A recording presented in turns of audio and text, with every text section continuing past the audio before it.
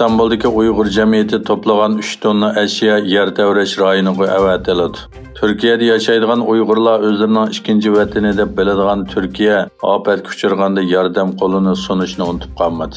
İstanbul'daki Sharq Turkiston ommaviy tashkilotlar birligi va Ko'kay insonparvarlik qutqizish jamiyati orqali yig'ilgan 3 tonnadan ortiq adyal va boshqa lozimatlarning Qahramonmaraşga evatilishi uchun İstanbul ko'chmanlar idorasiga yetkazilganligi bildirildi. Atalmış Uyghur Abdunum rayonining Qorchoq raisi Erkin Tuniyaz Angliya Tashqi ishlar vaziratining taklifiga binoan Sharq Turkiston vaziyati haqida suhbatlashish uchun kelar hafta Angliyaga ziyoratga boradi ekan. Orqadan yana bir necha Yevropa ellarida ziyoratda bo'ladi ekan. Uning bu ziyarati Xitoyning Uyg'ur irqiy qirg'inchiligini yo'shirish xalqaro tashviqotining bir qismi deb qaraldi. Asiya Xalqaro xabarlar to'rining xabarda bildirishicha, 5-fevral Bangladesh musulmonlari G'ulji qatliamining 26 yilligini xotirlash munosabati bilan Xitoyga qarshi bir qator namoyish faoliyatlarini tashkillagan. Mazkur namoyishlarga Bangladesh Islomiy oldingi sepi tashkiloti, BSS Farovonlik jamiyati qatorliq ko'plagan tashkilotlar, bir qism oliy maktablarning o'quvchilar uyushmalari, ulamolar, faoliyatchilar aktiv ovoz qo'shgan.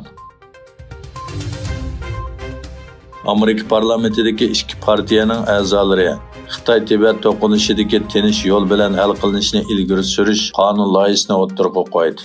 Amerika ovozining xabarida bildirishicha, Avam palatasi Tashqi ishlar komitetining raisi Michael McCall, Avam palata a'zosi Jim McGovern, Kengash palata a'zolari Totiyang va Jib Merikli qatorliq ikki partiya a'zolari Xitoy Tibet to'qinishini tinch yo'l bilan hal qilishni ilgari surish qonun loyihasini o'ttirib qo'ygan bo'lib, bu qonun loyihasida Amerikaning Xitoy bilan Dalay Lama o'rtasidagi suhbatni ilgari surish siyosatini kuchaytirib, Tibet bilan Xitoy o'rtasidagi ziddiyatni tinch yo'l bilan hal qilishni maqsad qiladi ekan.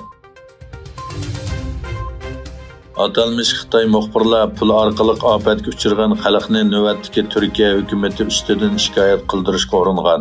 Ijtimoiy tarmoqlarda tarqalgan bir sindagi turk kishining aytishicha, qutqizish xizmatlari bilan oldirash ishlayotgan bir paytda kamera va mikrofon tutgan 3 Xitoy o'zlarini Xitoydan kelgan ofatdan qutqizishga yordam berish guruhisidagi Xitoy davlat televiziyasining muxbirlari deb tanishtirib, ofat sababli ko'ngilning yerim bo'lganligini aytgan va razil maqsadini oshkorlab, hukumat haqida bir ikki jumla so'zlab bermamsiz, sizni rozi qilatdik degan. Ofat kuchirgan kishi ularning bu nomussizligidan g'azablanib, ko'zimni yo'q qilish deb ularni haydab etgan. Avstraliya Davlat Mudofaa Ministrligi Xitoy texnik shirkatlari ishlab chiqargan barliq kameralarning bexatarlik andisi sababidan binolardan chiqarib etadiganligini e'lon qildi.